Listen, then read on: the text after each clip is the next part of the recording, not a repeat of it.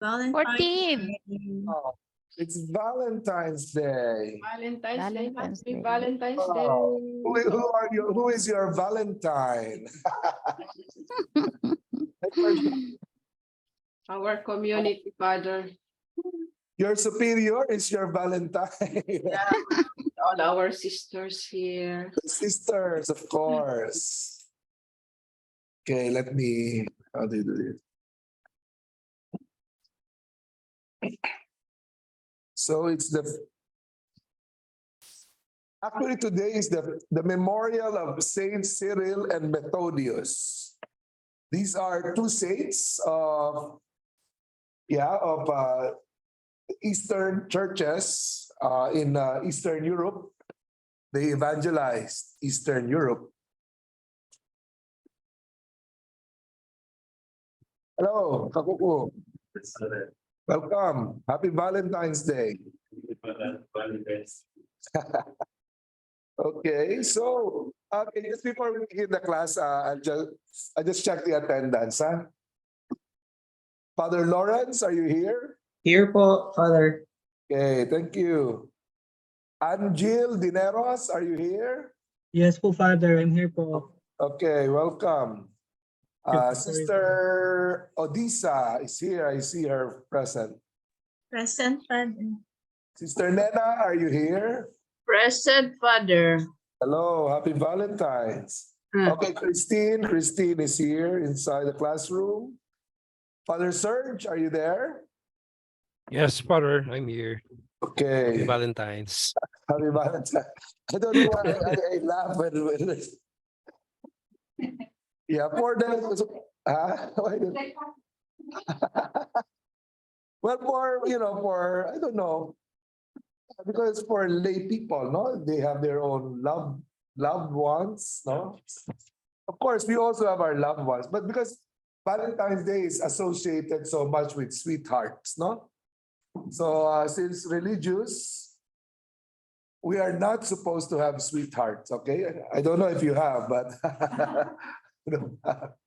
okay. Sister Leselda. Father, present po. Oh, present. Sister Opelia. Sister Opelia, are you here already? Molon?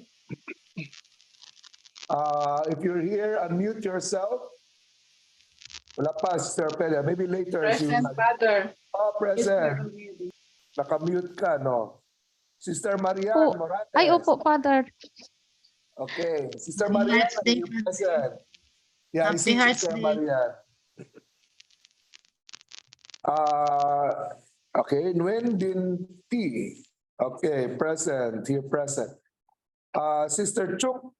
Sister Chuk, are you here? Where are you now, Sister Chuk? Where are you now in Vietnam? I have my home vacation fund. Okay, where in Vietnam? Southern part of Vietnam. I'm in Bến Tre province. Where? Bến Tre. In the south of Vietnam. Okay. So you're having your vacation. Very good. Okay, Kapuko is here. Sister Daisy Pondan. Present, Father. Hello. Sister Eugenia. Sister. Okay, welcome. Tran Bantuan requested to be excused because he has to go to the immigration office for his visa, no? No. Sister Ime, are you here? Yes, present, Father. Good Okay, afternoon. thank you. Good afternoon to everyone.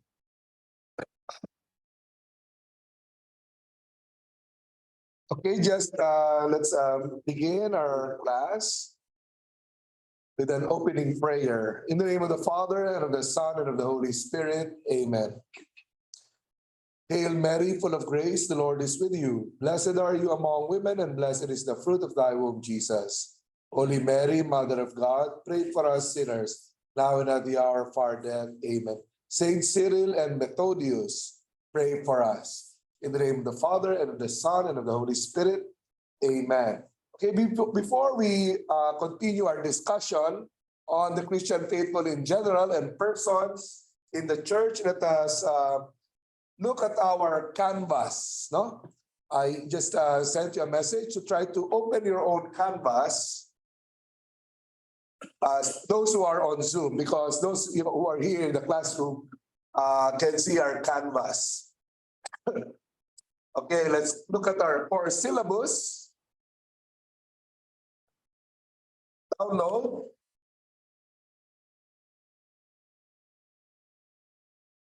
Okay, so let's look at our schedule, no?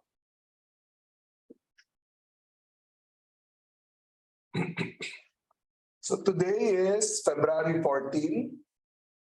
So we will begin discussing consecrated life in general, forms of consecrated life, and we might, let's see if we will be able to discuss the collective charism of our institutes. But for next week, February 21, we will begin our presentations of your charisms and your ministries. For those, for next week, we have the following for presentation. The Augustinian Sisters of Our Lady of the Consolation. So you just, I know you're a group, no? Bahala na kayo, you can divide the presentation among yourselves. That's all up to you, but just present your congregation. CJM, the Congregation of Jesus and Mary, Father Serge. The FMM, Franciscan Missionaries of Mary, Sister Leselda, no? Am I correct? Leselda? Yes, FMM? Father. Yes, Okay. Father. And then the LIHM, the Leaven of the Immaculate Heart of Mary. So we have Sister, Marian, Father. okay, Sister Maria. You're the only one, no? You're the only one. LIHM, okay. So that's it. And then the succeeding week, we will have on February 28th, the Oblates of Mary Immaculate. Kakuku is here. The Daughters of St. Paul, FSP. The CSSP, Congregation of the Most Holy Holy Spirit, CSSP. And then the Congregation of Sister Ime, SCGR. SCGR. I'm not Yes, correct, sir. but Yes. SCGR. Okay. SC, yes, GR. SCGR. Yes, correct. Thank you. Okay, Father. I've not corrected it here, no, but it is SCGR. Yes, Father. Yes, and then on March 7, the Missionaries of the Sacred Heart, MSC, the SDM, Sister Handmaids of Charity po. okay, Sister SMDC, Father. SMDC. Yeah. Schumar, Yes, no. Father. No. SMDC, no. Small letter D. You're very rich, huh? You own all those buildings, huh? Small letter D, Father. Okay, and then of course we have Father Lawrence, our lone diocesan priest. And then of course we have our layperson, Christine. I've already given the matter for the presentation on the charism and the ministries of lay life. Okay. So are we clear on that? You might, okay, oh yeah, we have Julie, sorry. Julie was entered the course a little later. Okay, we will schedule your presentation. No? I think we might need to have another day for that because we already have a lot. No? We might lack time if we add the fifth person. So Julie Sambuero is a member of the Sons of St. Anne. Okay, and that is S, what's the initial? S. MSA, but in English, but SSA, so Sons of St. Anne, so SSA. Okay, so that's clear enough. Now, if you have still questions, just email me if you have some questions about your presentation. So don't hesitate to email me.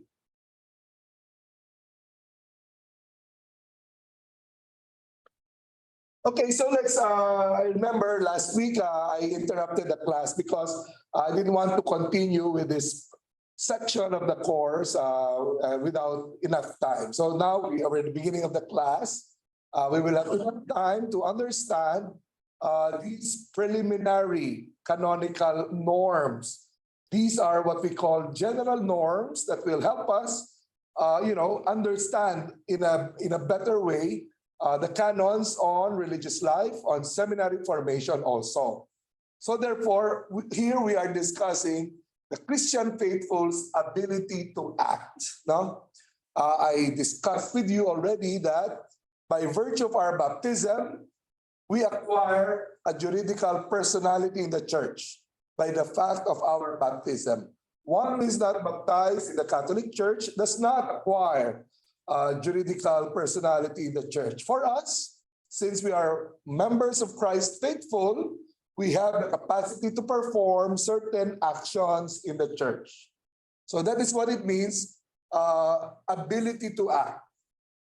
The capacity to exercise our rights and be subject to obligations. So it's not just about us having the rights to perform actions like attending the Mass. No, it is our right to attend the Mass, but it is also an obligation. No, we are obliged to attend Sunday Mass as Catholics. No, and we are able to act on the basis of our juridical capacity. Not all of us have the same juridical personality. For example, only priests may preside at Mass, okay? Because, as mentioned in our previous classes, because we have differing functions in the church. It is not a question of superiority, but it is a matter of having different charisms within the one church. So there are conditions in the law to perform or carry out juridical actions. Now, the question therefore is, what are these conditions? Whereby, if they are present, then we can perform or carry out certain juridical acts. One of the conditions is age. Okay, in Canon 97, paragraph 1, the age of majority is what? What is the age of majority? In the Philippines, ang mga Pinay, what is our age of majority in the Philippines? Anyone, please? 18, 18, correct. 18 and above. 18. Now, I want to verify, is that correct? Is it true in all other countries? In China, Christine, what is the age of majority? It's 18 also, yeah. In Kenya, 18, Vietnam, 18. 18, yeah. So in canon law, it's 18. The age of majority. One who is below 18 is called a minor. Okay? So here, these two categories are important because certain actions in the church require that one should be in Italian it's called maggiorenne, no? One who is not really a major, but one who has reached the age of majority or 18. No? And in Canon 98, paragraphs 1 and 2, it says that those who have reached the age of majority, they exercise they have full exercise of rights. No? But one who is a minor is subject to the parents. Okay, that's quite simple enough. An infant in canon law is one who is below 7 years old. Okay? So an infant is not necessarily one that you carry in your arms. No? Even if one is a toddler at 6 years old, the person is considered an infant in the church. And therefore, as someone who is below 7 years old, that person is incapable of personal responsibility because one has not yet reached the age of reason, no? I guess not just in the church, but also in the civil sphere. The age of reason is 7. When you reach 7 years old, then you reach the age of reason. Now, below that, one is incapable of personal responsibility. Okay, now it is similar to the situation of schizophrenics, no? Schizophrenics lack that capacity to make free decisions because of their psychological condition. So they are considered as infants. Okay. Now, schizophrenia, just an example, no? Because this condition will affect, for example, marriage. It will affect one who enters religious life. Schizophrenia is. Do we have any psychologists around here, or has a background in psychology?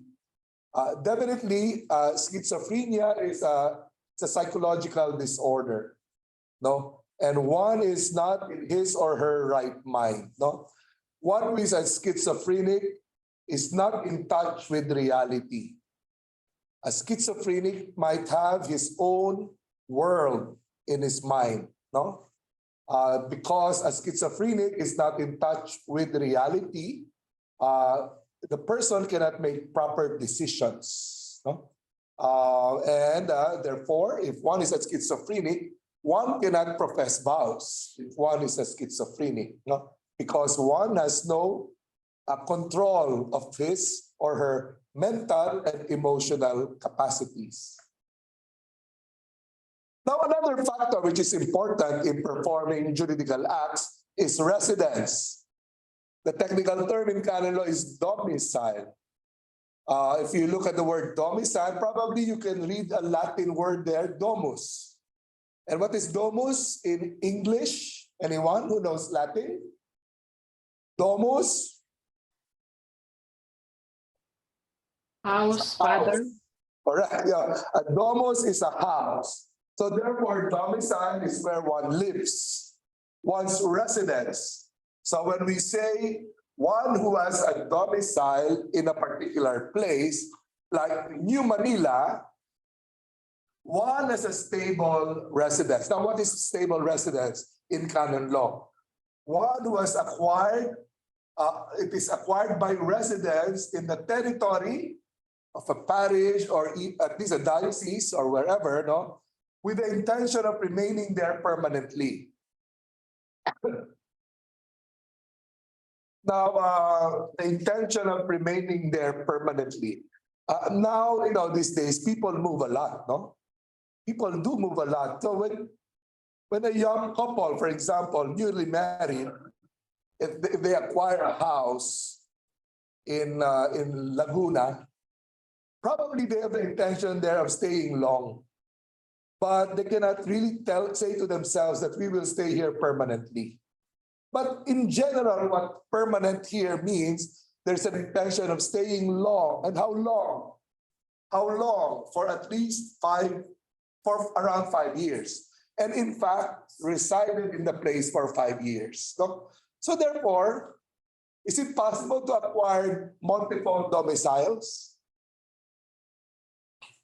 Is it possible to acquire multiple stable residences? Look at the definition. How do you acquire domicile? If you in fact live in a place for 5 years, you acquire domicile. If you move to another place and live there for another 5 years, you acquire domicile also. So there can be multiple domiciles, no? Yeah. Of a person. Yes? Does it continue? If you in fact stayed for 5 years already. Total is 5 years. Yes. If you interrupt your residence there and move to another place, you still have the domicile, even if you do not continue living there. Yeah, so one can acquire multiple domiciles without going back to the original place. So it's kind of fluid, no? The domicile is important in canon law. For example, in marriage, for example, one in the unfortunate situation that a couple, they were married in the church, but they separated. Their relationship did not work out. And they file a case of nullity before the ecclesiastical tribunal. The ecclesiastical tribunal will write to the place of domicile of the parties. And the place of domiciles can be multiple. So therefore, they are asked to list down the places where they have lived in the past. And they will be asked to, to write the address of their past residences, so that witnesses can be contacted, for example, in their place of domicile, so that there will be a more objective evaluation of the case. So that's one example of the relevance of domicile. And then we also have what we call a necessary or a legal domicile. Now, this pertains in particular to religious, like for most of us.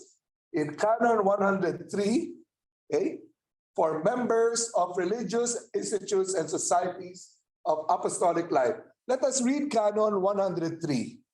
If you can kindly open your canon law books, whether the hard copy or the soft copy, the PDF file. Let's look at Canon 103.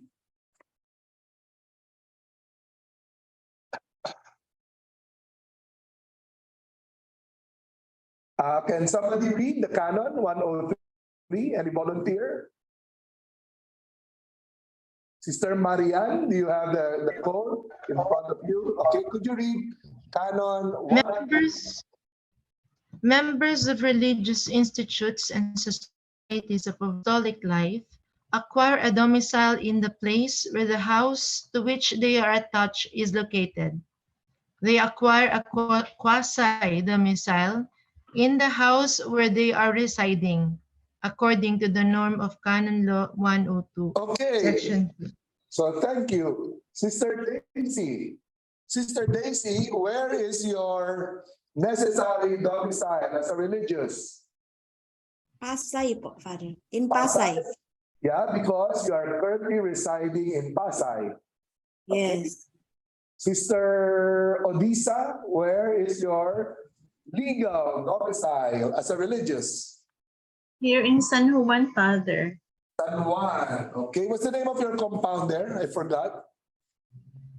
What? What's the name of your, di ba you have a big compound there near Camp Aguinaldo? Camp Crame. Ay, hindi, Father. Near, Ay, medyo malayo na po yun. is that the Just White in Cross? front of the Santolan Town Plaza. Okay, yes. How about Christine? May we ask, where is your where is your domicile? Even if you're not a religious, you have your own domicile. Yeah, of course, you have a domicile in Shanghai, but here in the Philippines, where do you live? Okay, Leona Heights. Okay, can we ask if you intend to live there permanently or a long time? Not sure. Not sure. But how long have you lived in Loyola Heights? Okay. So since it's just 3 months, you have not yet acquired the domicile. And at this time, it's not yet clear whether you intend to remain there permanently, more or less 5 years. Okay. So probably your domicile is still in Shanghai. Even if you're here, eventually you will acquire your domicile. Okay. Legal. This is for religious, members of religious institutes. Okay. How about Canon 105, paragraph 1? Father, could you read Canon 105, paragraph 1? Regarding the domicile of minors. Minor necessarily tends to domicile and quasi-domicile of the one to whose power the minor is subject. The minor who is no longer an infant can also acquire a quasi-domicile of one's own. The minor who is legitimately emancipated according to the norm of civil law can also acquire the domicile of one's own. Okay, so basically minors in general, they have the same domicile or quasi-domicile of their parents, no? Those who take care of the minors. But you know what is interesting in canon law is this, the second sentence. A minor who is no longer an infant. Who are these? What age do they belong? 7 up to what age? Up to 17, no? From that age, 7 are children, no? Up to 17, teenagers. What does the canon say? They can acquire their own quasi-domicile on their own. Yeah? Well, I wonder under what conditions, because normally the children and teenagers would still be living with their parents. Okay. Now for spouses, let us look at spouses. Canon 104. Kakuku, do you have the okay, sister of Ophelia? Could you read Canon 104? Spouses are to have a common domicile or quasi-domicile by reason of lawful separation or for some other just reason. Each may have his or her own domicile or quasi-domicile. Okay, but normally if they're together, they have a common domicile or quasi-domicile. Of course, that is very obvious, no? Now let's look at quasi-domicile because we have read some canons pertaining to quasi-domicile. Here, the intention of the person is to remain for just 3 months. For 3 months, or in fact, stay for 3 months in a place. So, Christine, you already have a quasi-domicile in Loyola Heights. If you live there longer, then you will acquire your domicile when you reach 5 years of staying there. Okay, now this quasi-domicile is lost by departure from the place without the intention of returning. Now, this is very important, parentage. This is another condition that determines a lot of situations wherein we can act or we cannot act. Consanguinity. This is a relationship by blood. Sangue, no? Sangue in Latin and Italian means blood. It is a one kind of a relationship by parentage. That's Canon 108. Another kind of relationship by parentage is what we call affinity. A relationship by affinity is not a relationship by blood. What is it? What kind of a relationship is it? Anyone? Yes, Father? Okay, no, siblings is relationship by blood. You have the same blood, your siblings, no? What kind of a relationship is one of affinity? From valid marriage. Okay, somebody said marriage, correct. By a valid marriage, no? A relationship that is not by blood, but by law, by marriage, arises from such kind of a relationship. And then the third kind of a relationship by parentage is adoption. Now for adoption, can it be the same blood or not? Can be not. It can be not related. You may not be related by blood. Is it possible to adopt somebody who is related to you by blood? Yes. Yes or no? Yes. Yes, Father. As long as it's legitimate. In fact, I don't know about you. I think in the Philippines, this is very common. Yeah, you went to, how about, I know somebody, a relative of mine. Okay, I met the relative, so kwento muna. I met a relative of mine in Los Baños because a common relative, an aunt died, passed away. So we were there at the wake. So since I'm not quite familiar with too many of my relatives in Los Baños, Laguna, so it was the first time I was meeting many of them. And then I met this man who was adopted by my aunt who passed away. But this man was actually her nephew. And then he knows his parents, his brothers and sisters, but he was legally adopted by Tita Betty, no, an aunt of mine. So in fact, it's quite common also in the Philippines, even if there is no legal process of adoption. Like a sister has so many children, maybe 10 children, and then the brother probably either has no children or have very few, only one, and then would adopt the child of the sister. Does that happen in your countries, Kakuku? Yeah, because I have a adopted sister. She's a nun, but okay, what happened is the sister of my mother, when she was giving birth, she died. Okay. And that time I was also born, so we are like age mate, so my mother adopted. Okay, so she is actually your blood cousin. Okay, so we have a case, exactly this case, no?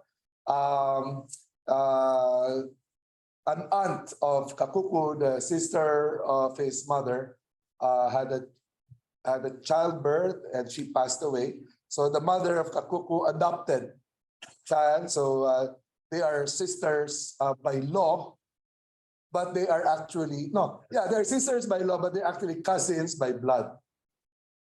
Okay? Do you have other examples that you know? Maybe you yourself, for example.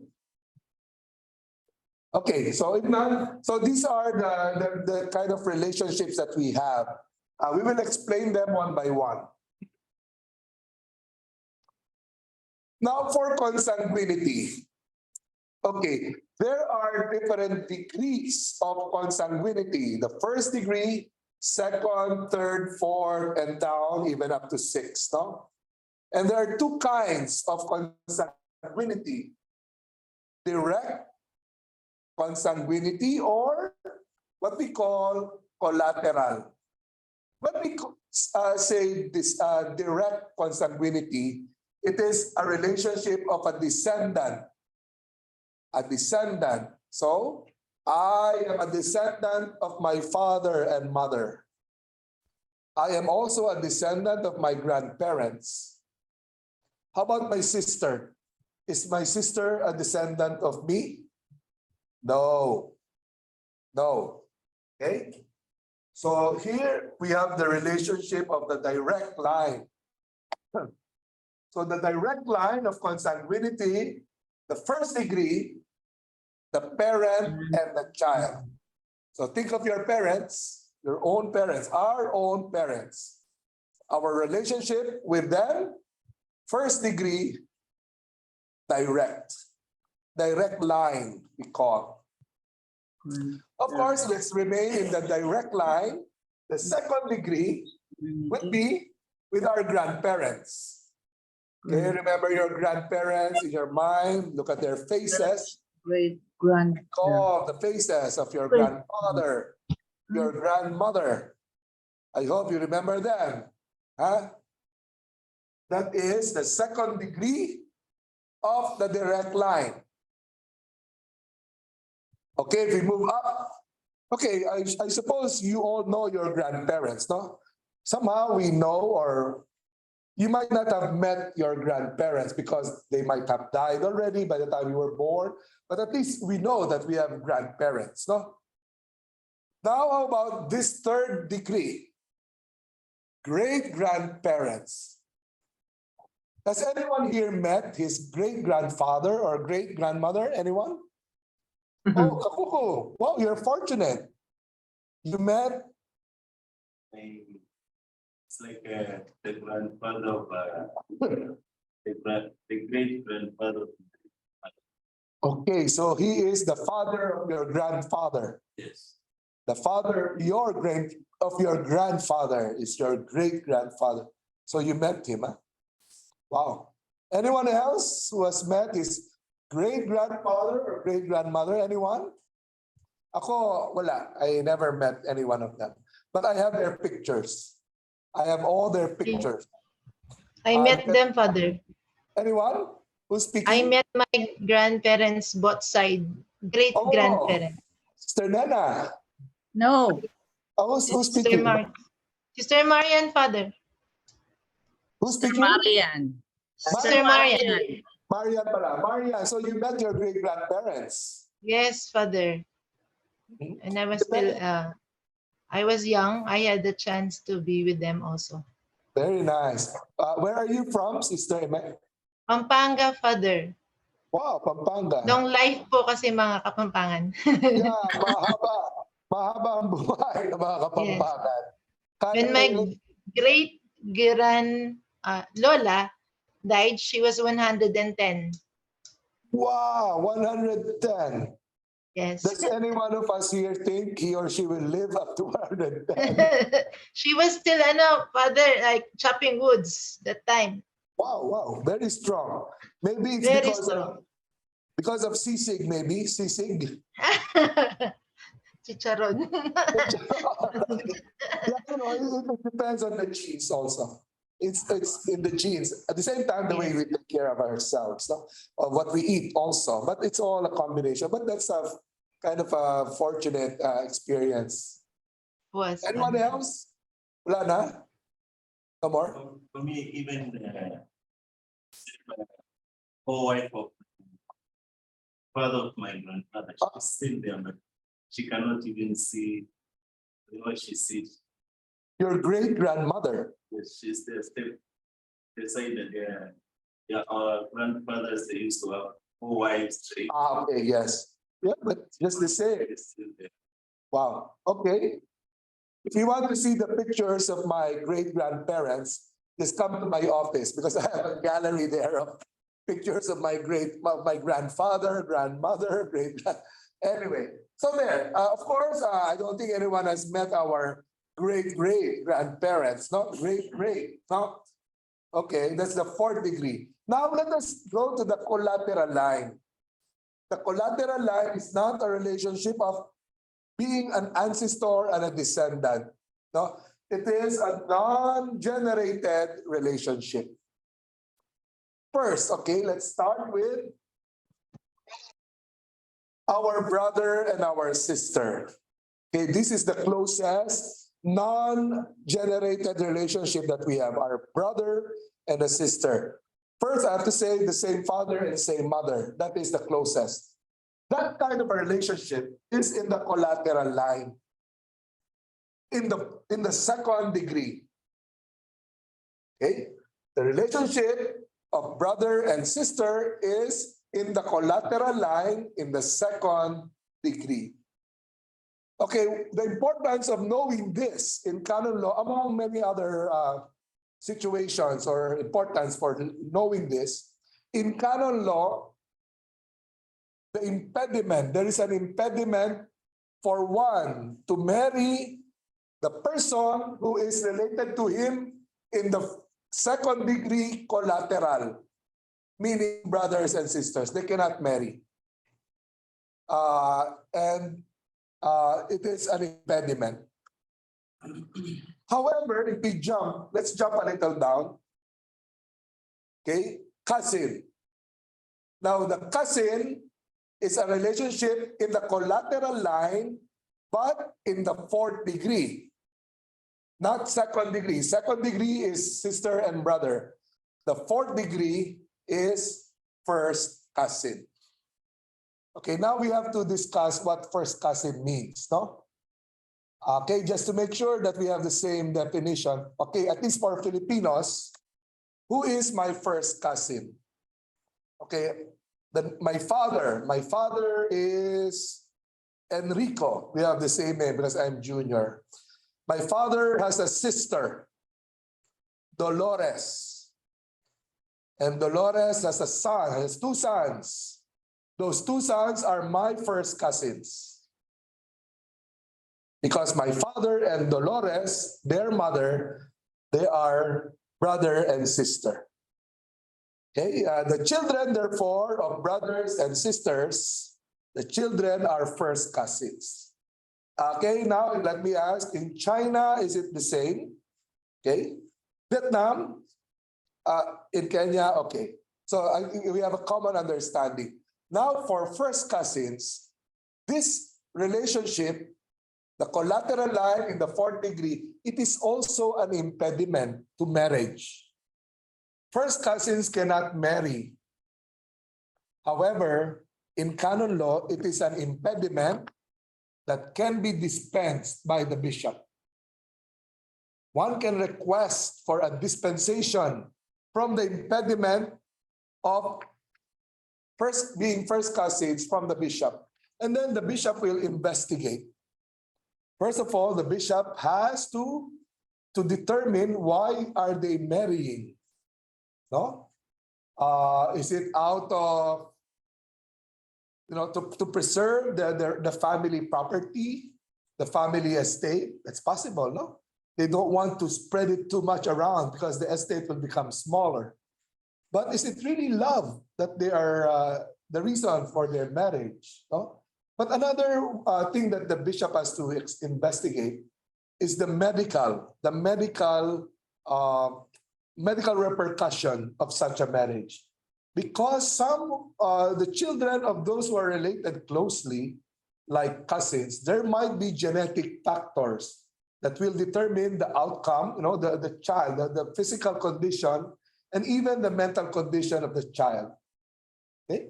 But dispensations have been given by bishops for first cousins to marry.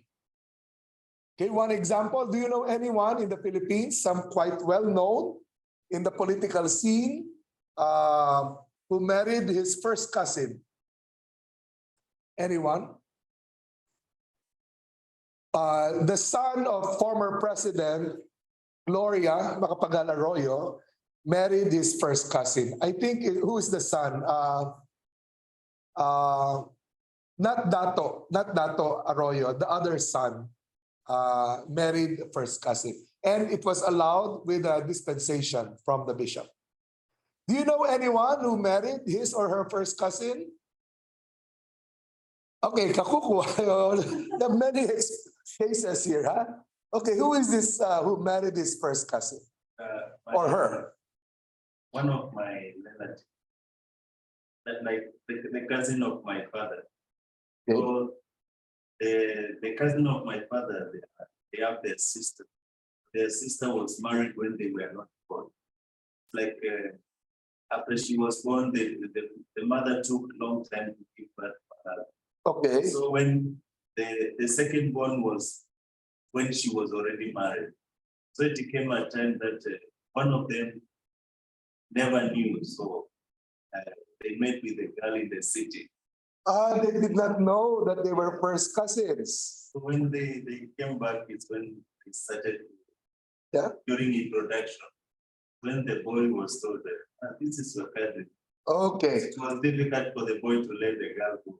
Yeah, and there was a permission from the bishop. It was not yet, even tradition doesn't allow us. In the traditional, according to. It was the introduction, but. Also, so what happened? They separated? I think they're still together. Okay, but never married because of they married. Not in the church. Okay. Because traditionals almost. Yes. Already the lady was fine. Okay. Yeah. Anyone else? Okay, Father Lawrence. Father, I have a question po. Okay.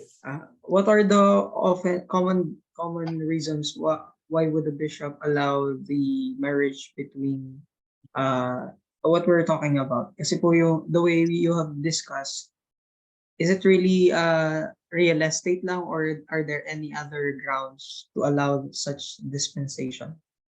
Yeah. In canon law, there are actually, under normal circumstances, not related at all. Under normal circumstances, there is premium that is given to the freedom of people to marry. The church will not require high requirements for couples to marry, because there's a principle in canon law. Marriage enjoys the favor of the law. As long as a couple, they are well prepared for marriage and they express their desire to get married freely, then the priest should marry them. No, the church does not put on the burden of too much requirements on couples to marry. Now, in this case, because this kind of a relationship is an impediment. So the bishop basically, what will the bishop investigate on? The minimum, which I already said, are they really desirous to give themselves to each other in marriage? And then the bishop will also have to kind of ask them, what are the repercussions for their family life? Because, in the Philippines, and I'm sure in your cultures also, it is not acceptable to our families to have first cousins marrying, no? What do you think? Is it okay or not? It's, I don't know, magpinsan kayo. And in many families, even if they're not first cousins, even if they are second cousins or third cousins, magpinsan kayo. So why did you fall in love? But anyway, because again, the impediment is only within the first cousin. Now, the bishop will assess basically that condition, that situation. If there are pressures against such relationship from the family, I believe the bishop should not make that a big criterion for allowing or not. The major criterion will be their desire to give themselves to one another. Okay? So, and on that basis, the bishop can give the dispensation from that impediment. Okay, and then, the bishop may not also at the same time give the dispensation. But given that situation facing the bishop, which pertains to the happiness of this couple, when the church allows the dispensation, then it will be, I don't know, it might be difficult for the bishop to withhold, not to give that dispensation if it means, the happiness of the couple. So I guess that's it, Father Lawrence. Is that okay, Father Lawrence? Yes, Father. On my end, what I understood is it is only the consent that we are trying to test. If the consent is there, it is free, then we can go on with marriage. Yeah. Am I right, Father?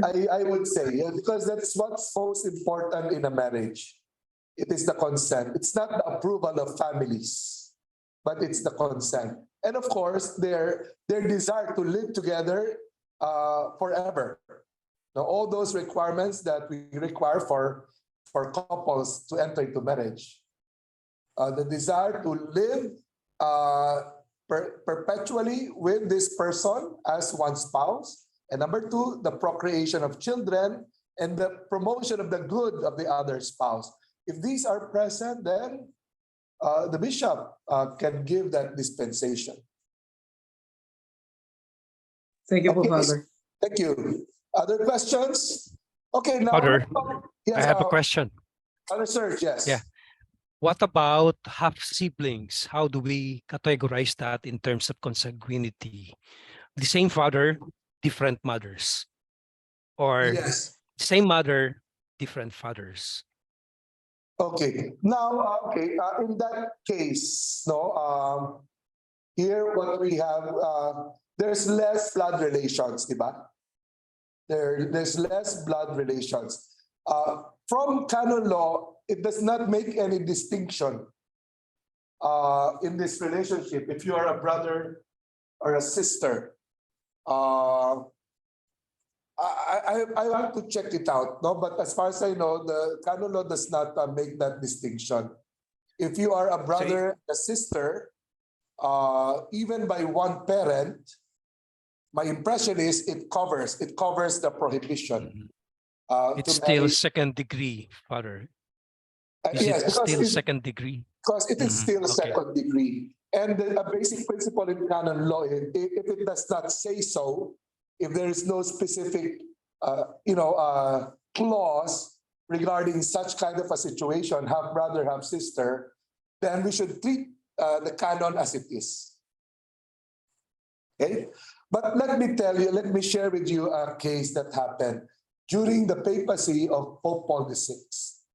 It is something like that it happened like it's like a movie. So we have this happened in Italy. There was this young man. Okay, there was the mother who gave birth to a son, and then soon after gave birth to a daughter. So we have here a son and a daughter. They were given out for adoption as babies, as infants. They never knew each other. Okay, that's the situation. Now, somehow, during their life, they met each other. They never knew each other, but they were actually brother and sister. They fell in love. And now, at that time, somehow they discovered that they were brothers and sisters. Probably when there was already the investigation. What are the names of your parents? If eventually it was divulged to them that they were adopted. So they found out that they were brothers and sisters. Now, before their marriage, they asked permission. They asked permission from Pope Paul VI. What do you think? Did Pope Paul VI give the permission for marriage? You know what? The permission was given. Because it happened in a very fantastic way, just like in the movies. They never knew each other as brother and sister.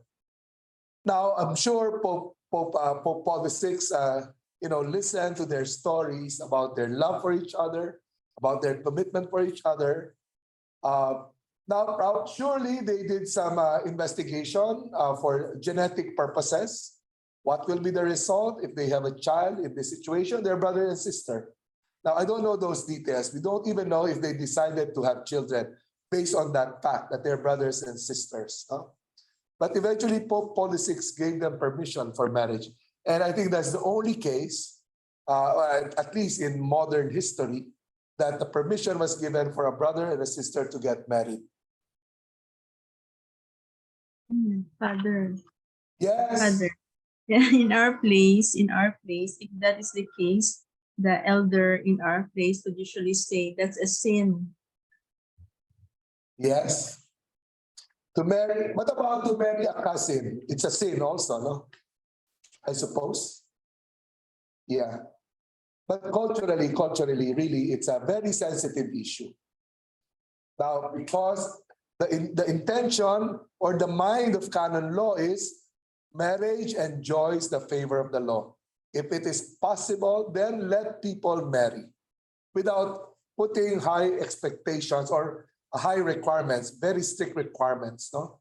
So I guess in terms of dispensations also, it can be given by the bishop. Okay, here next relationship, collateral, an uncle and an aunt, and the relationship with the nephew and the niece. So what kind of a relationship is that? Third degree collateral. That's a third degree collateral. So again, this is not allowed because the prohibition, the impediment is from the second to the fourth degree of the collateral line. There is the impediment. Now, in this case, will it be possible to get again a dispensation? Probably not, because the dispensation is given here in the fourth degree collateral, first cousins. Okay, now, so that's the situation, no? No marriage is allowed ever within the direct line. No marriage is possible. Obviously, the son cannot marry his mother. It's an abomination, no? Or a daughter cannot marry her father. Would you want to marry your grandmother or grandfather? Of course not. Of course not. So it is not allowed, no? Any direct line is not allowed. Yes, Christine, yes? Yeah? Where's the fifth? Yeah. I really don't know where's the fifth. But these are the relationships that are basically covered, no? Grandparents. Yeah, there's no fifth. For the sixth, it will be second cousins. Father Eric, Yes, yes. would you know if it's the same configuration in terms of the legal, the laws of the land in the country, in the Philippines? Is it the same? I think it is different because even in the age, regarding the age, you know, in canon law, a man of 16 years old and a woman of 14 years old may marry, but not in the family code of the Philippines.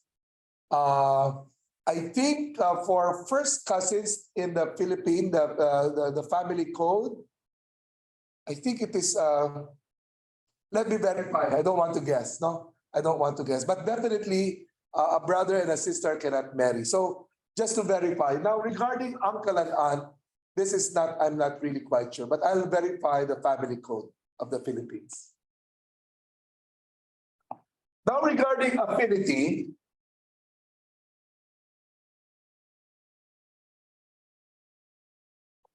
this is Canon 109. Affinity is a relationship which arises from a valid marriage only. No? Only valid marriages, no? Only from these marriages arise a relationship of affinity. Okay, this is the basic description. No?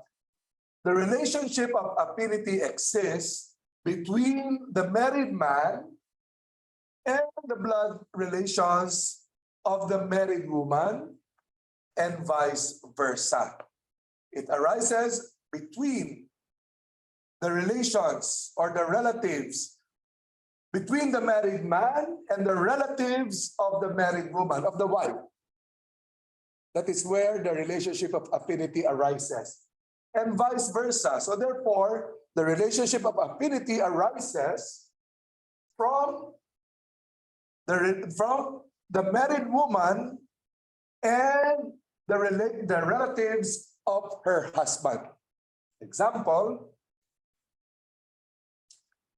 the married man is related by affinity to the blood relations of the married woman in the same line and in the same degree. Okay, now again, here's the example. My brother.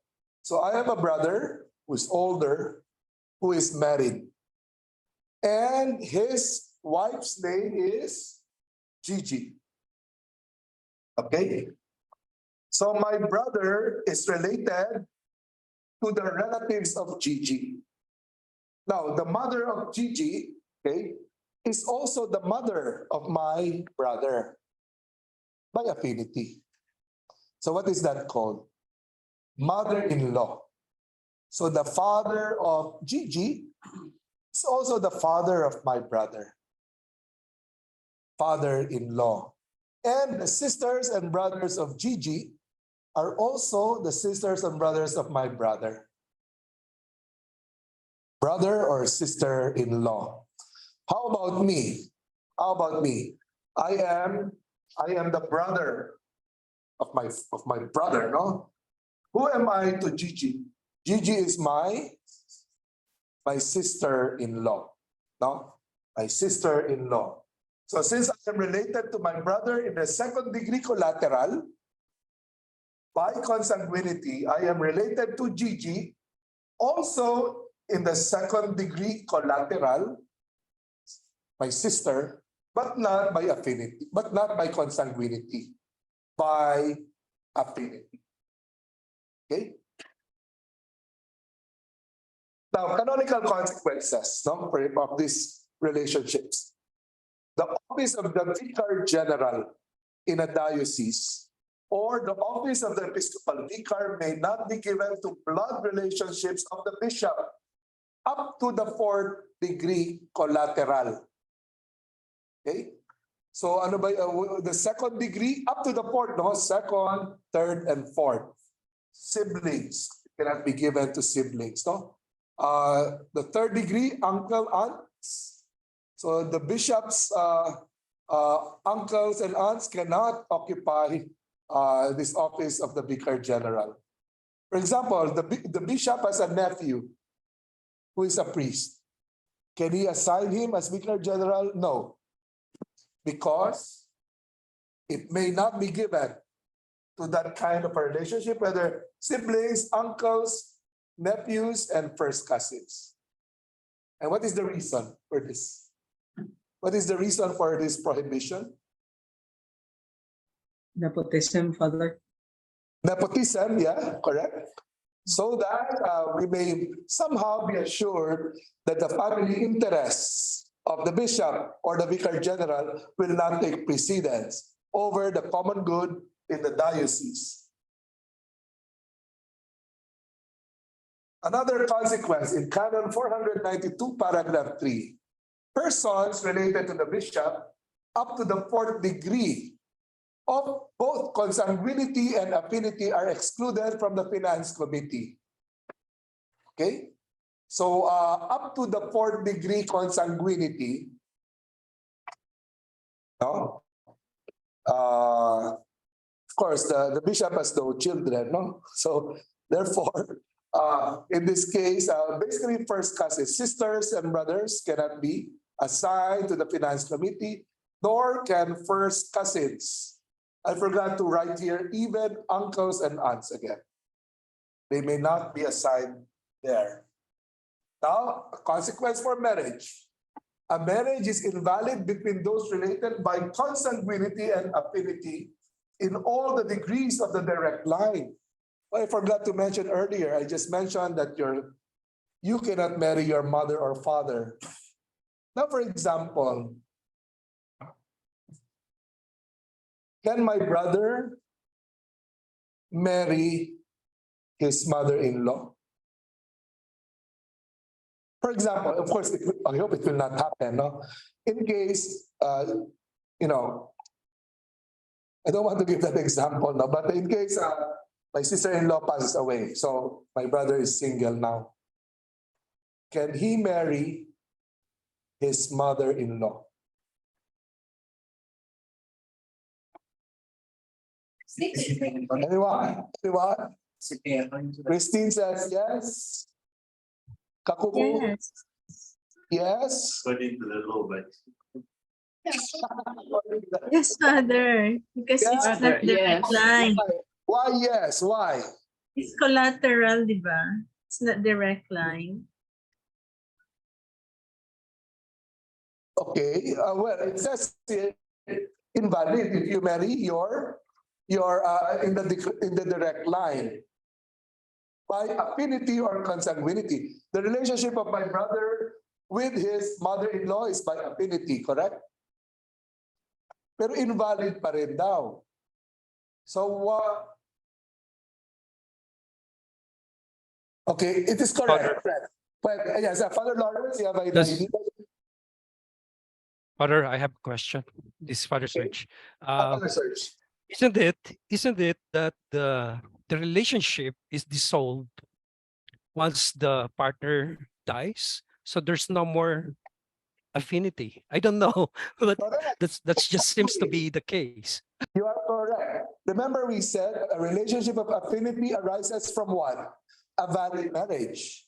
Now if this man becomes a widower, the wife dies, is there still a marriage? There's no more marriage. So the relationship of affinity ceases. So technically, as mentioned by Kakuku, technically, yes. There is no prohibition there because there is no more relationship at all. Of course, nothing of consanguinity and nothing anymore of affinity. Because there's no valid marriage anymore because the person has died, the wife, no? But of course, no, it's not nice. No? Okay, so you're right, Father Serge, no? Now, in the collateral line, it is invalid, such marriage is invalid up to the fourth degree of consanguinity. As I mentioned, first cousins. It is an impediment. Again, an impediment that may be dispensed by the bishop.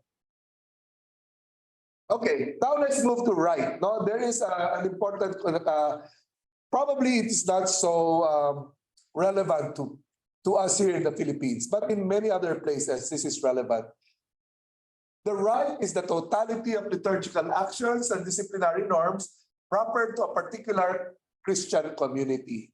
Okay? So what are the rights that we have in the Catholic Church? We have the Roman Latin Rite. Okay, the Philippines, we belong to the Roman Latin Rite. Now in India, you might have sisters in India, there are two rites. No, well, they have Roman Latin Rite, of course, but they also have this Oriental Rite, Catholic, Syro-Malabar Rite. In India, they also have a Malankara Rite. These are Catholics. When you go to their celebration, you will not recognize that it is actually a mass. It might have difficulty. Eventually, you will know it's a mass, but they do things differently. No, the Maronites, I think, are in Lebanon. The Zairian Rite in Congo, Democratic Republic of Congo, Kinshasa, and the Ambrosian Rite or the Milanese Rite is in northern Italy, in Milano. And these are what we call autonomous ritual churches. But they are all Roman Catholic, but with a variety of traditions, definitely. In India, as you know, many Indians, they trace their Christian origins to St. Thomas, no? And I suppose from there, this kind of totality of liturgical actions and disciplinary norms emerge from that very specific, very special experience of India.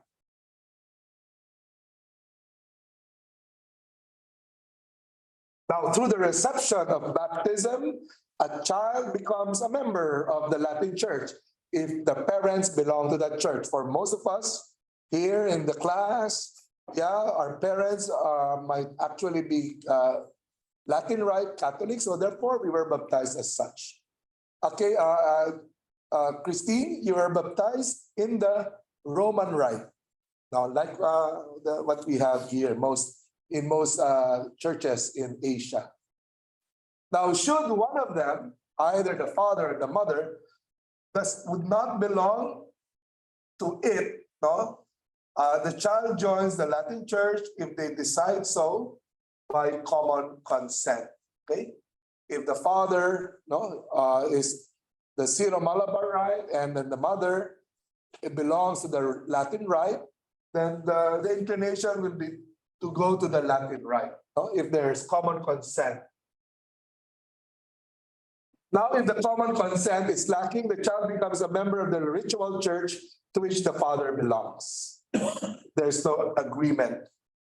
Now, a 14-year-old child or teenager for baptism may choose to be baptized in either the Latin Rite or the autonomous ritual church. See here, at 14 years old, the church allows this 14-year-old boy or girl is not even a major yet, has not reached the age of majority. But in canon law, they are given the freedom to make that decision.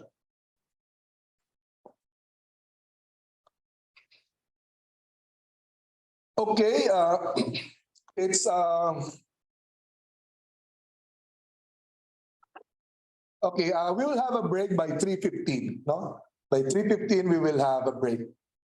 Juridical acts may either be valid or illicit, no? Valid or illicit. Illicit means illegal, no? When we talk about validity, now there are prescriptions in the law for an action to be valid. First, they should pertain to the essence of the act. Pertain to the essence of the act for the action to be valid. Example, marriage. What is the very essence of marriage? It is the consent between the man and the woman, the yes that they give to each other, basically pertaining to the good of each other, the procreation of children, and indissolubility, that they will be united forever. And that should be the content of their consent. No? Now, if there is no real consent, the marriage is invalid. What might be a situation when there is no real consent that happened in marriage? Have you heard of the shotgun marriage? Gun marriage. Shotgun for our foreign brothers and sisters. Yeah. I don't know Then there is how coercion. I don't know how prevalent that still is in the Philippines, but I could imagine it was prevalent before. For example,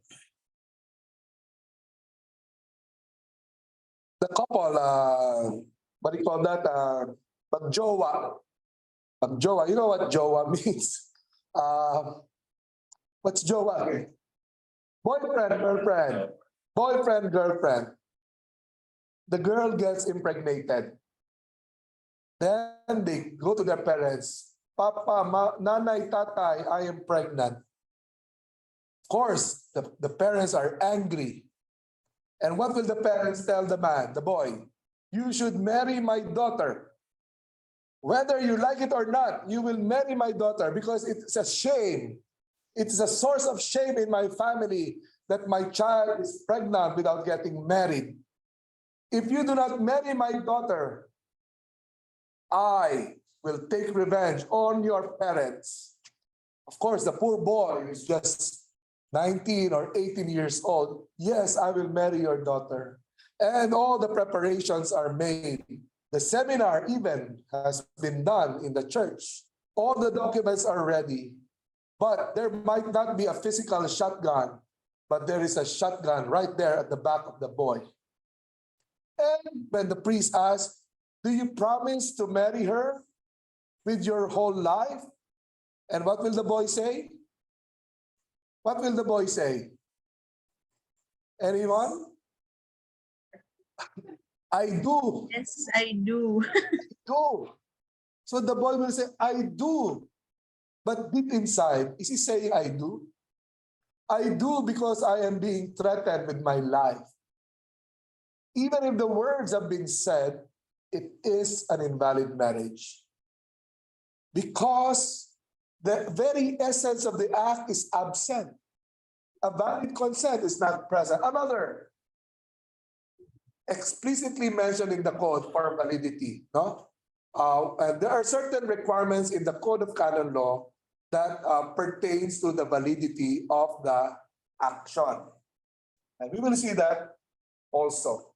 Now, regarding lawfulness, now, an action is licit if one fulfills the prescriptions of the law that pertain to the matters of discipline, order, and not so much the essence of the action. Okay, so we would say these are, I would say, less important matters. No, these issues that will make an action unlawful are more or less minor matters, not as serious as others. For example, in the English rite, now we have an English Mass, we have a new rite with a translation from the Latin that is promulgated by the Pope for usage in the whole world. Now, of course, there are still old books, not the old English translations. If we use the old English translation of the Mass, that is illicit. That is illegal. Okay, but is the mass valid? Is the mass valid? It is still valid. Of course, it is still valid. Because the priest has performed what is required in the minimum for the celebration of a valid mass. No? Here we pertain to the matter and the form of the mass. But the way the mass was celebrated, using the old English translation of the mass, yeah, it's important, but it does not pertain to the core of the sacrament of the Holy Eucharist. Still, it is an illegal or unlawful action on the part of the priest. Okay, so we'll have a break now after having made that distinction between validity and licity or lawfulness. After the break, we will give more examples pertaining to these. Okay, it is 3:15. Okay. No, it's 3:18 in my watch. We'll be back at 3:40. Okay, let's be back at 3:40. Okay, see you later at 3:40. Okay. Father, what's around the lacking has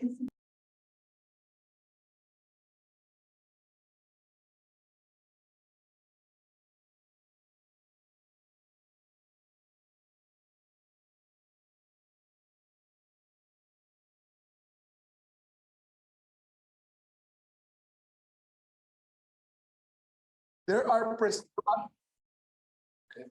we have 7 sacraments, and there are requirements in terms of the words that are being prayed, and the action that is being done, and the materials that are used. For example, in the sacrament of the Holy Eucharist, for a mass to be valid, the minimum requirement is to have a valid matter and form. What is the valid matter for the Eucharist? Wine. What kind of wine? Is it possible to use rice wine? Red wine. Okay, it should be wine made from grapes. Yes. Grapes. Wine. It should be wine. It should not be grape juice. There has to be a certain level of fermentation. It should be made grapes. Okay. If we use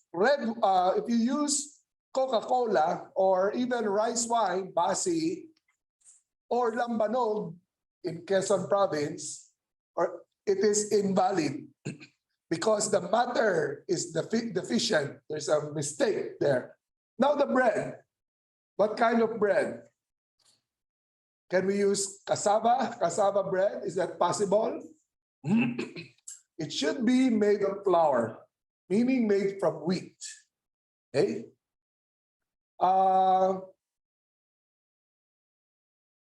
Now there are certain, it has to be unleavened, no? Unleavened. It has to be unleavened. Can we use, Father Serge, pandesal for the Mass? What do you think? Pandesal. Because it's leavened. Yeah, normally,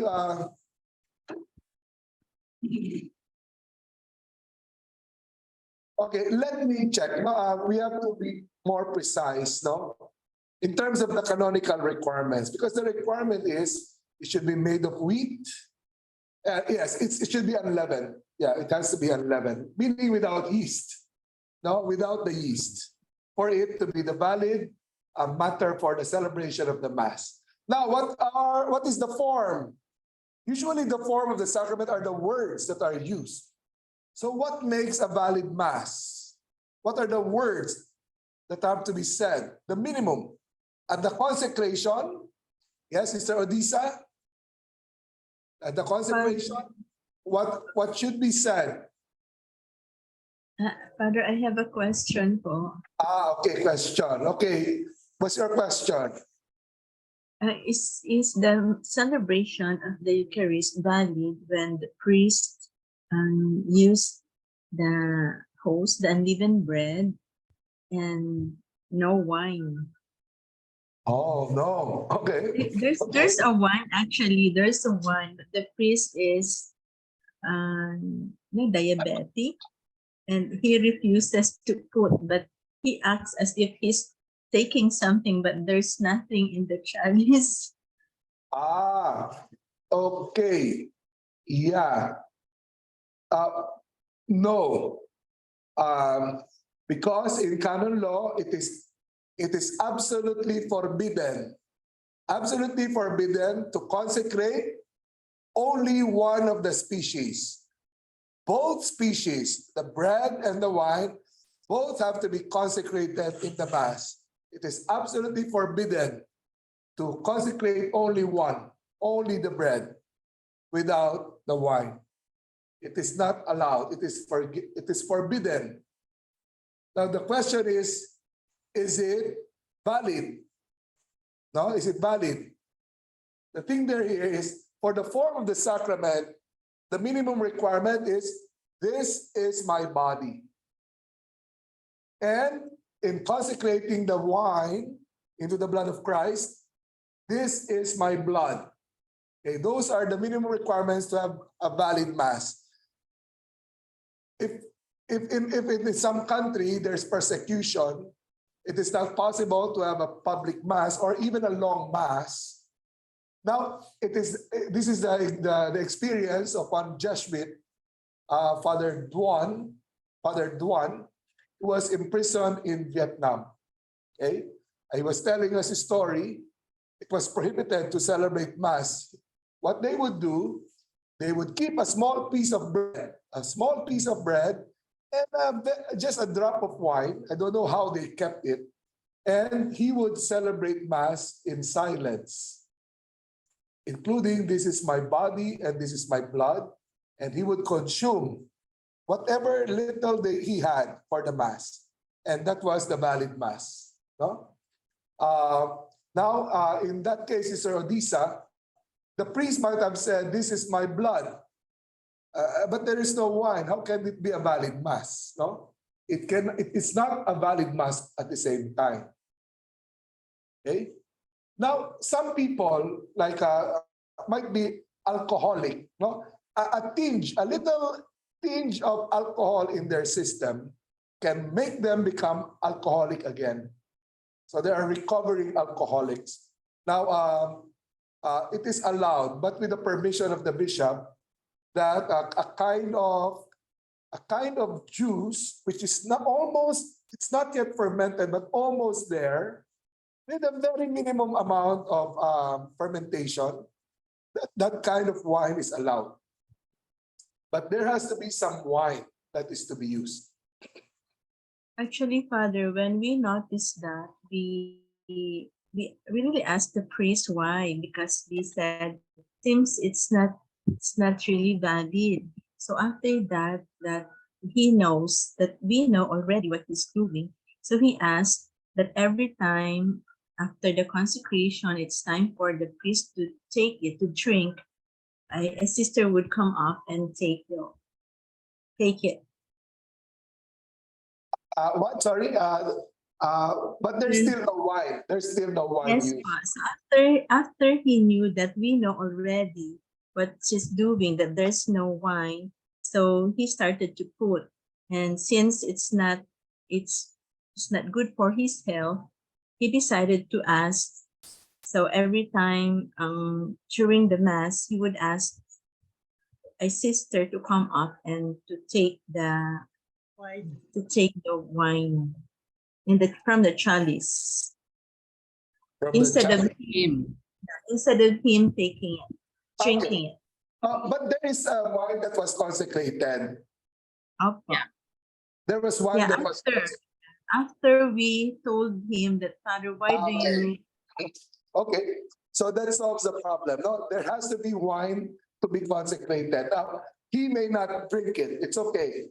He may not drink it. But in terms of consecration, there should be both species, the bread and the wine consecrated. Okay? Now, again, in the presence of a direct impediment, the marriage of siblings, it is invalid. No? Because these are clear requirements in the law. Now, there are principal defects of the will that can render an action invalid. Force, that is external force, no? Physical force. If you are physically forced to kneel on the altar and to profess your vows, yeah, that is invalid. Again, that does not happen, no? But that is an example of this external force, physical force. And then grave fear, in case of grave fear, unjustly inflicted, and also deceit, if one performs such action in the presence of grave fear, it is still valid. Why? The thing here is when somebody performs an action, no? There is still an element of freedom that is possible, even in the presence of great fear. One can still responsibly decide, although the person is affected by so much fear, there is still freedom. So an action can still be valid. However, that action, upon investigation, it can be declared null and void. But as it is, it's still valid, but there should be a process of the declaration of nullity of such an action. Ignorance or error, here in Canon 126, if there is error pertaining to the substance of the action or a condition without which there won't be anything, then such an action is invalid if performed out of ignorance or out of error. For example, no, in Canon 1096, regarding marriage, for a matrimonial consent to exist, it is necessary that the contracting parties be at least not ignorant of the fact about marriage, that marriage is a permanent partnership. Now, is it possible that a couple might get married and they're ignorant that it is a permanent relationship? For example, in some places, perhaps in Europe, when marriages last such a very short time, even among one's relatives, when children grow up in that manner, they might have an idea that if I get married, it is not permanent. It's possible. In a context of secularization and widespread separations and divorce. If one enters marriage with that ignorance, then that marriage is invalid. And therefore, here lies the importance of the pre-marriage seminar, the pre-Cana seminar, to teach what marriage is really about. And then one should not be ignorant. One should know that it is between only a man and a woman. And that marriage is ordered to the procreation of children. If a couple comes together for marriage and they don't have any intention of having children, that marriage is invalid. Because marriage in itself pertains to the love of the couple for one another, and it also involves the procreation of children. No? Are there people who actually get married without any intention of having children? What do you think? In the Philippines, is that prevalent? Is there a common notion about that already? Or would people still want to have children in your countries? In Kenya, I suppose, children are very much valued. No? In Africa, I was in Nigeria before. In Vietnam, are there people who get married without intention of having children? Yeah, it's very difficult to say, no? In the Philippines, what do you think? Sister Marianne? Mother, there are some, they get married for companionship. Or some, because of medical reason, the partner cannot conceive. Okay, yes. Those are cases now which are a bit different, no? Because in some cases, there are couples who get married, they were old already. No? A viudo and a viuda, they were childhood sweethearts, but they married other people. Now they come back again together after the death of their spouses. Now they want to get married. Do they have the intention to have children? If they are about 70 years old, pwede ba magkaanak ang 70 years old? Ang babae, pwede ba? Hindi na. Not anymore, no? Ang lalaki, pwede pa ba magkaanak? Pwede pa. But what's the importance is this? The intention that they would desire to have a child. That is what matters. Now, whether or not they have children, that does not make a marriage invalid. Okay? For example, if the other party is sterile, no, incapable of having children, and it happened that way, it does not necessarily make a marriage invalid, because initially they had the intention to have children. Now, for example, if the sterility was hidden as a secret from the spouse, for this couple who should have loved one another, that reached marriage, and then one party, it was deceit already, because by hiding something so important, some information so important for them and their marriage, it would constitute deceit. Now, and they did not have children. Is that marriage valid or invalid? Okay. Again, when the marriage is celebrated, there is a presumption of validity. But that marriage can be investigated, and if it arises, and if it becomes open, if there is an admission of hiding such information, then that marriage can be declared null and void because of deceit, not because they did not have children. Okay? So, and then, of course, also, the couple should be aware that marriage and procreation happens through some form of sexual cooperation. Okay? Is it possible that a person might not know that they have to have sex? I don't know. Probably everybody knows that, no? But who knows? There might be somebody who comes to marriage, the person might just think that, oh, because they love one another, they will, without having to have sex. If that's the situation, it is an invalid marriage out of ignorance. What are the nullifying provisions in the Code of Canon Law? As mentioned, in marriage, again, we have a lot of cases in marriage. It becomes invalid if it is entered into by reason of force or great fear imposed from the outside, even if not purposely, from which the person has no escape but choosing the marriage. Force or great fear. An example given, shotgun marriage. Person contracts invalidly who enters a marriage in vain by deceit. No? Perpetrated in order to secure consent of the other party, which of its very nature can seriously disrupt the partnership of conjugal life. The example I gave is about sterility. Okay?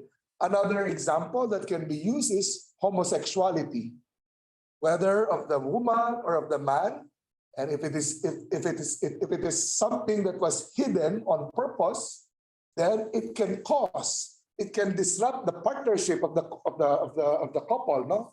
If that is proven, then that marriage can be declared null and void. Novitiate.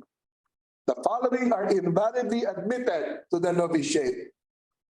Paragraph number 4. One who enters the institute through force, fear, or deceit, or whom the superior accepts under the same influences. No?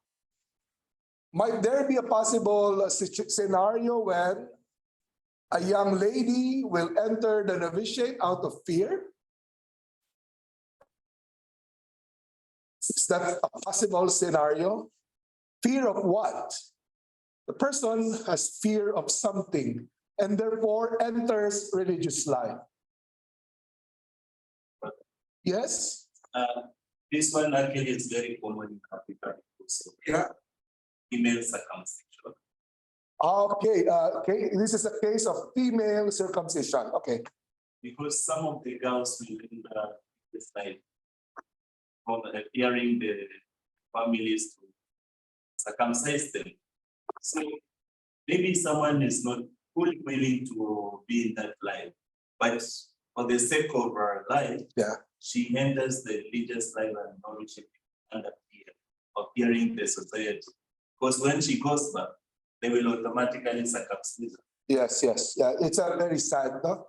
It's a very sad situation faced by some women. So they are, if they live as in the secular world, no, outside of religious life, there's the fear of being circumcised. It's a terrible experience for them. So with that motivation, the person enters religious life. Okay. Again, it is something that is it is something that really needs to be discerned, no? Because in terms of motivation, what is the real motivation of a person for entering religious life? Then from there, it has to be examined, no? Whether such intention is really out just to escape from a situation, and therefore professes vows and enters religious life first and professes vows in that situation. Then in that case, that situation can be an invalid admission to the novitiate. Okay? Again, as we know, most motivations are mixed when one enters religious life. So it's an important, a procedure or process that one discerns. Whoever accepts the candidate into the religious life has to have a good deal of experience of discernment. Okay? And normally in your institutes, who accepts the person to the novitiate? Is it the provincial? Provincial for the men? The sisters, could you tell me who accepts the novice to the novitiate? Is it the provincial? Superior General. Okay, yes. In some cases, the superior general. But Provincial father or delegate by a provincial. Of the general? Provincial father, a delegate. The delegate, okay. Okay, but anyway, the highest official of a place, no? And that person should have a good training in discernment. Okay? Father, Yes, Christine, yes.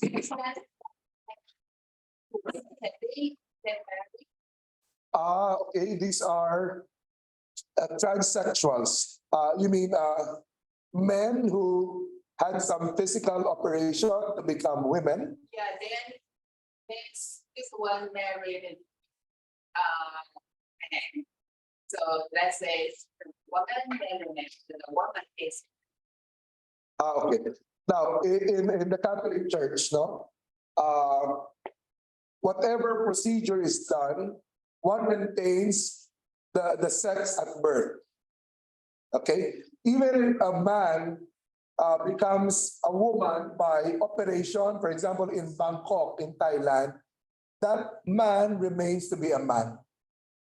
Okay? Even if he looks like a woman, and if that marries a man, it is an invalid marriage because he is a man who became a transsexual.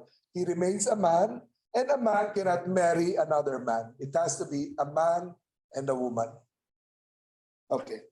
Now, any question? Yes? Cannot be pregnant also. No, yeah. But the main reason is because of the same sex. No, that's the main reason.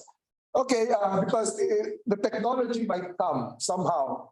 With the advancement in technology, transvestites can become pregnant.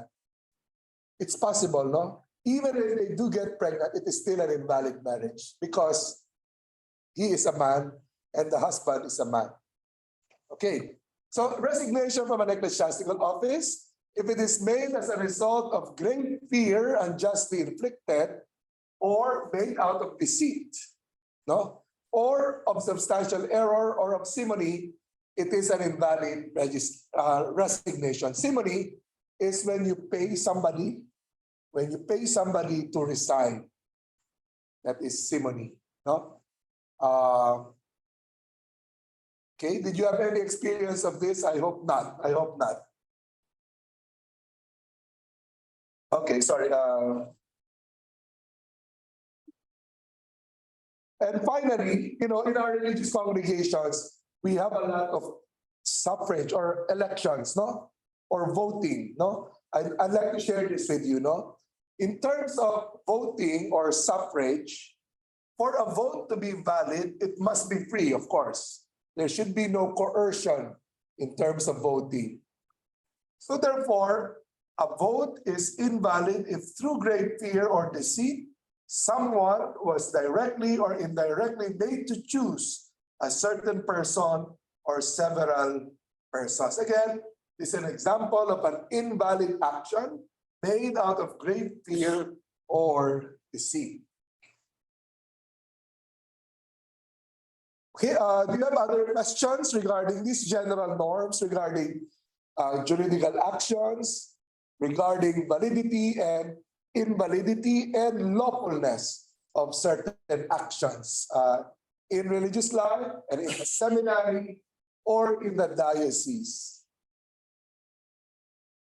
There is one controversial issue that arose. I learned about it just a few days ago regarding a priest in one of the dioceses in the Visayas. A Vietnamese priest. Have you heard about this? Okay. I was just told about it. I don't know if you heard about it. I heard in the diocese of Maasin, is it in Leyte, there was an ordination to the priesthood. And then there was a Vietnamese. And then he was ordained as a priest.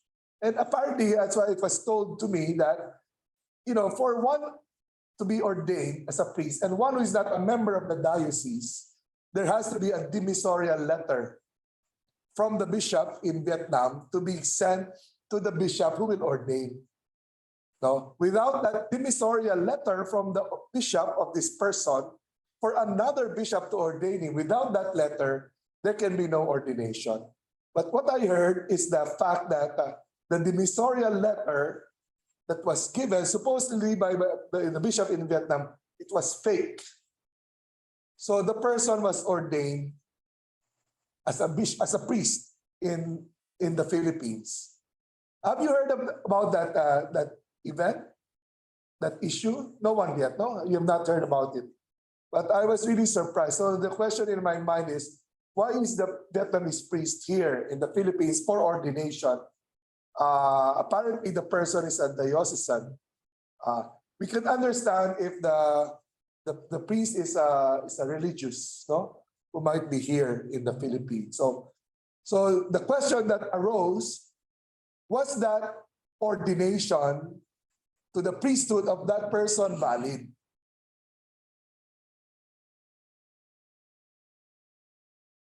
Was it a valid ordination? The bishop recited all the prayers in the proper way. He did the proper action of ordination. The priest willingly accepted ordination, but was that a valid ordination?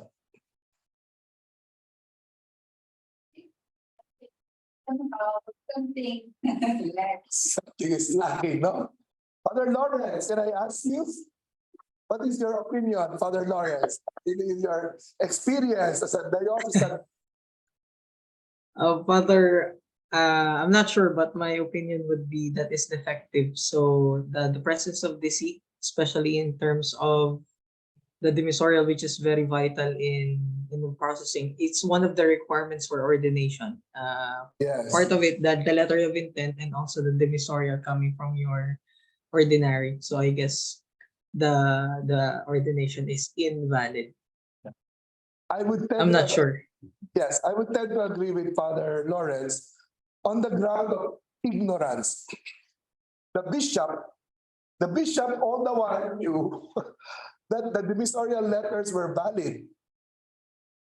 He did not know, he was ignorant that it was invalid, it was fake. No? Now, because of that ignorance, the bishop committed an error of ordaining the person. And you remember in the canon, ignorance or error, no, regarding something that is the substance of the action can be declared invalid. No? Now, in this case, no, first the ordination has happened. There is a presumption of validity already. Now, a judicial process, an investigation can be done. A tribunal has to be formed to investigate. And now the case has to be sent to Rome to decide whether this is a valid ordination or not. But I would, because of that, it's a very serious matter. It's like premeditated. No? It's a premeditated action, creating a fake demissorial letter given to the bishop, fooling the bishop. And in the process, the bishop is ignorant of everything that was happening. Out of ignorance, he committed the error of ordaining somebody. So there's a sufficient ground there for invalidity. No? Was there no communication between the bishop? That's the thing, no? That's the thing. Now, apparently, there might have been none. Because normally, you're the bishop, you receive a demissorial letter. You should, you at least establish some contact with the bishop. No, brother bishop, we are brothers. So may I ask, why are you asking me to ordain your man? So at least those kinds of contacts, no? If that were done, it would have been obvious that there was a fake demissorial letter that was given, no?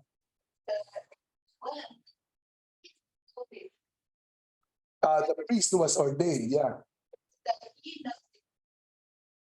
Yeah, he was the one who obtained a fake demissorial letter. It's terrible, no?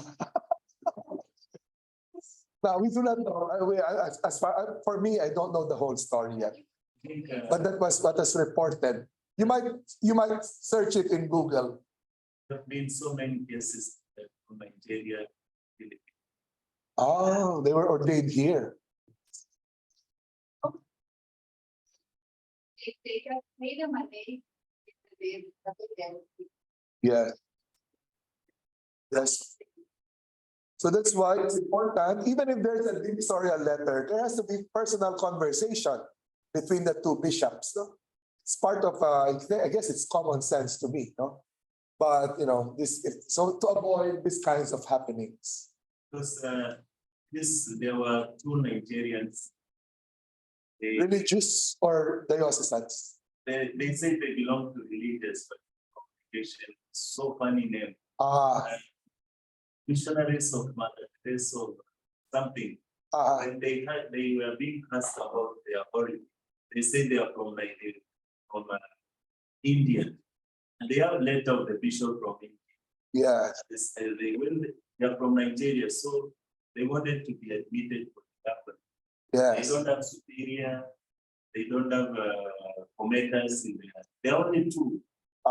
So when it was investigated, they were found that they were fake. They were fake. They were fly-by-night congregations. Yes. These Even kinds of. last year, Yes. there was one big priest who was deported. From the Philippines. Yes, but he used to say mass almost 6 months and 7 Oh wow. months. Yeah. So it's a scam.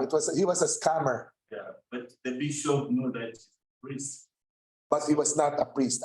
Yes. No, that's terrible. Also China. And they say committed. Cannot. How they come. They As priests. Okay. So we have to be careful even in our own religious congregations. No? You might have a candidate who, of course, who is unknown, And that's the importance why we need references. We need references, character references, personality references. If a seminarian, for example, transfers from one congregation to another, it is the obligation of the receiving congregation to verify, to request for information from the previous seminary. That is standard procedure in the church. No? And I guess that's part of the whole discernment process that we have to do. I think the bishops, they have to put that. When you ask the Presbyterians, who are told it's easy to be ordained in the Philippines. The Philippines. That's why they come here. Yeah. They were chosen from the congregation, but they were told in Philippines you can be ordained. Wow. I think it's the middle, and they say in Cavite and Yeah. So there seems to be a reputation in the Philippines. It's easy to get ordained. No, then we have to be very, very careful about these things.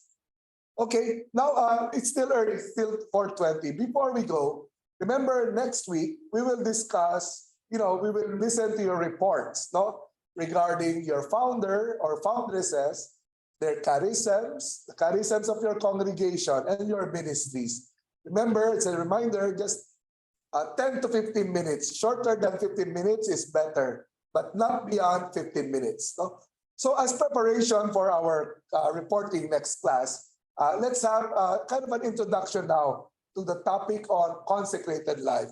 I will show you 2 videos introducing to us consecrated life. So first, we have the video of Cardinal Tagle in his program in YouTube, The Word Exposed. Periodically, he gives some kind of input regarding certain special topics. No? So this one is on consecrated life. And there's another video, which is American produced, explaining the different forms of consecrated life. Okay? So now, I'd like you to open your canvas. No? So please open your canvas. I would suggest, no, instead of playing the video here and sharing the screen, because sometimes the video is choppy. No? I'd like each one of you to watch the video wherever you are. Because in Canvas, if you click the video, it will play immediately. So better probably the video might come out better in that way. You're using your own internet to watch the video instead of me sharing the video in Zoom. Okay, so open your Canvas.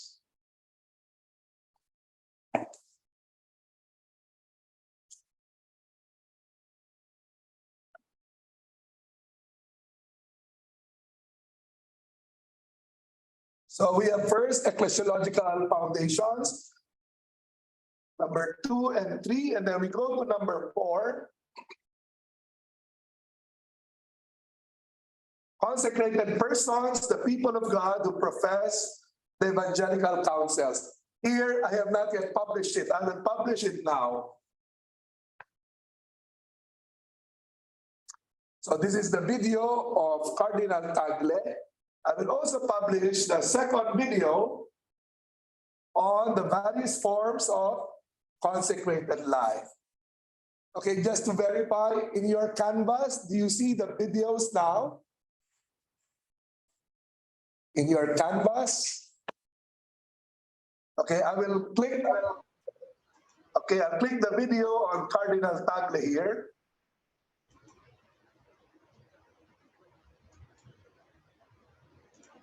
So there is the video. I hope you can see this also in your own computer or whatever, if you're using a cell phone. Only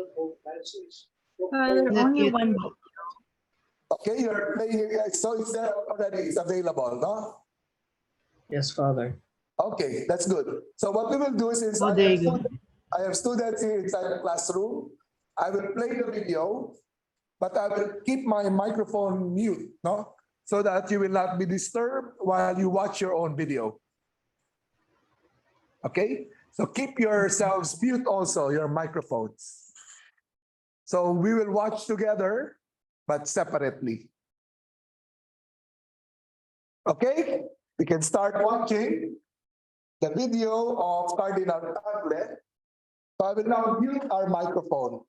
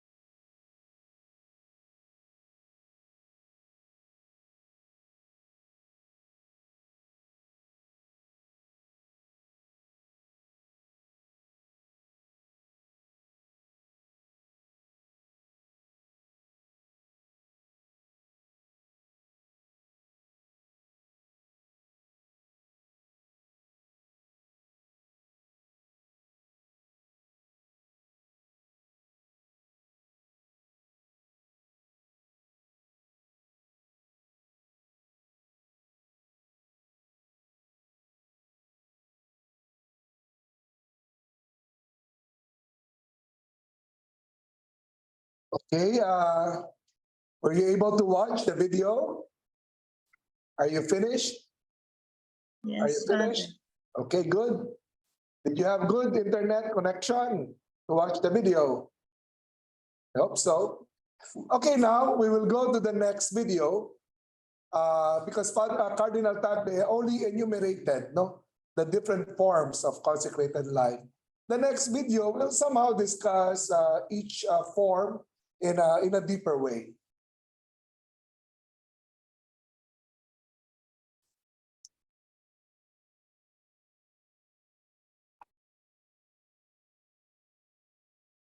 So we have the second video. It's entitled Forms of Consecrated Life.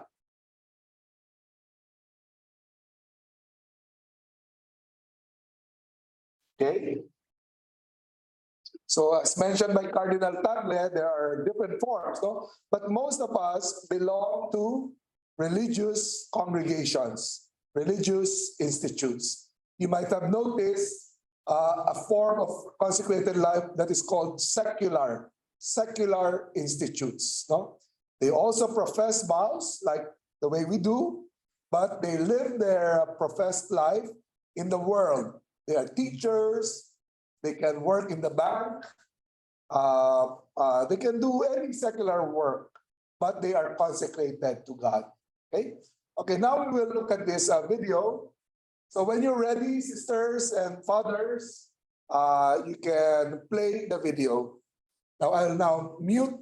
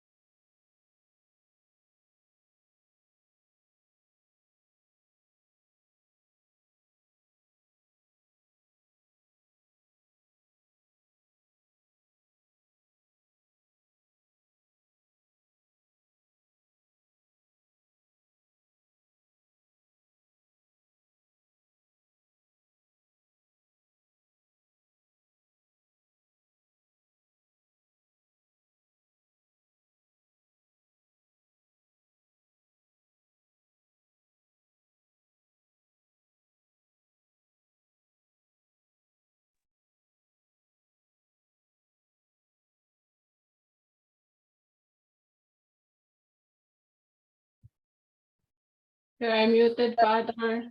Cannot hear you, Father.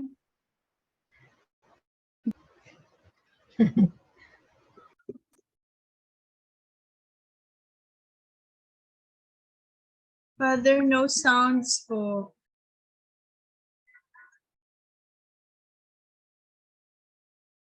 How about that? Okay, can you hear me now? Yes, po. Yes, Okay, po. good. So we have finished watching the two videos. I just noticed that the Franciscan did not mention the Jesuits. But remember, he mentioned something about the mendicant orders. The mendicant orders. What were the congregations mentioned? The Franciscan, Dominicans. the Carmelites are mendicant Yeah. order. Because the Jesuits, we are not a mendicant order. So it is not a monastic life that we live. It is an active, it's an apostolic congregation founded by Saint Ignatius. Okay, so I hope you like the video that you watch. You can watch it anytime because you have your own canvas. So next week, we will listen to the reports of the various congregations. Okay, we're all looking forward to that. Okay, so if you have questions about your report, just email me at my email address. Okay, do you have questions before we end the class?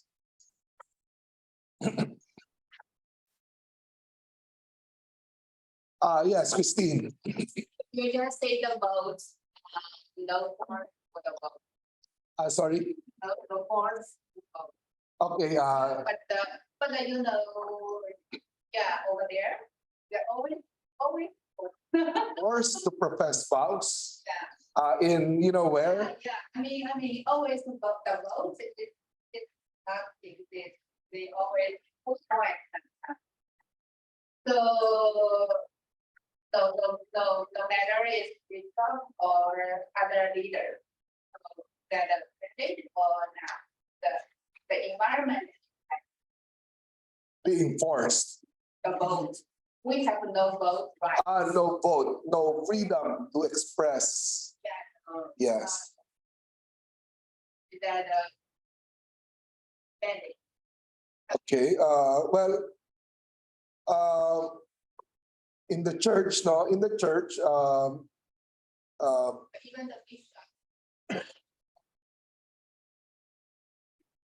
chosen by the authorities, Again, that can be a cause of a problem, If the government just chooses the priests who will become bishops, that without the Vatican approval, then that can be the ordination might be valid, but it will be an illegal kind of ordination that will cause the Vatican to impose excommunication, like what happened before in Leishan.